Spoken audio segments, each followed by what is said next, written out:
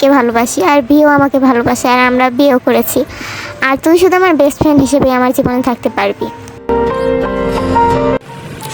আমি তো তোকে আগেই বলেছিলাম তুই জাঙ্কুকের সাথে বেশি কথা বলিস না। এখন তো হয়েছে, এখন নিজেই কষ্ট পা। আমার বোনের যদি কিছু হয় তাহলে ওই জাঙ্কুককে আমি একদম শেষ করে ফেলবো।